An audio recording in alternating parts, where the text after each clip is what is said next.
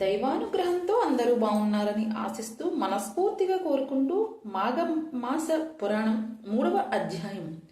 సూర్య భగవానుడు మకర రాశి యందు ప్రవేశించిన నాటి నుండి కుంభరాశిలోనికి వచ్చే వరకు వ్రతము ఆచరించుట ఇంకొక విధము. అదియో కాగా మాఘమాసమున శుద్ధ పాడ్యముల నుండి పాల్గొన శుద్ధ పాడ్యముల వరకు వ్రత నియమము పాటించుట 3వ విధానం. ఎటులైనను 30 రోజులు వ్రతము జరగవచ్చును. మున్నుపురవ చక్రవర్తియు మాఘమాస వ్రత మహిత్యము వినినవాడై ప్రజాచరణకు గండంగెను. ఈ రాజోత్తములు నెల దినములు వ్రతము విధిగా ఆచరించియు మాఘశుద్ధ ఏకాదశిలున ఉపవాసముండదగిన దానికి ప్రమాదవశము శుద్ధ దశమి నాటి రాత్రియు భోజనము చెయ్యలేదు.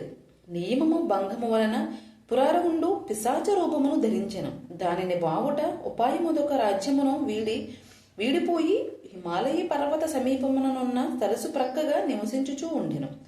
కొన్ని దినములకు అగత్యముని ఈ ప్రాంతములకు కరుగ పురూర ఉండ జడదారికి నమస్కరించి, మహాత్మా, నేను పురూర ఉండను.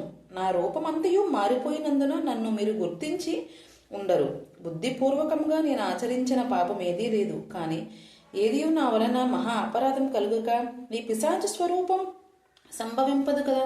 ఈ ఉగ్రత ఆకారం తొలగు మార్గము ఎరిగింపుము అని కోరాను. త్రికాల వైదికమైన అగత్సుడు ఆలోచించి, పురవర, నీవు విడివినదంతయు యథార్థంబు. మాఘమాస వ్రతమున నీవు మాఘశుద్ధ దశములు నాటి రాత్రి భోజనము చెయ్యక ఉపవాసించిన దోషమిటులైనది.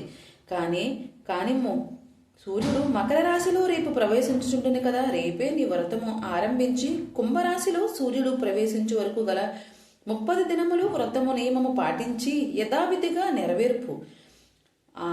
నా రాజ్యము నుండు వల్లేనని ఇంటికి పోయి ఆ వ్రతమును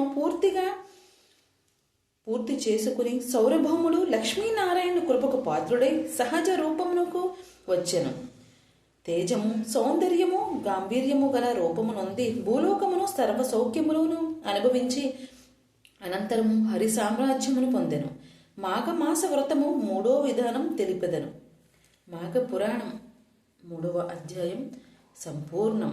హరహర మహాదేవ శంభో శంకర. నా భక్తి ఛానల్ మీ అందరికీ నచ్చినట్లయితే చిన్న లైక్ చేయండి, షేర్ చేయండి, సబ్స్క్రైబ్ చేయండి. రేపటి మాఘ పురాణం వీడియోతో మీ ముందుంటాను. ధన్యవాదాలండి మరొకసారి అందరికీ.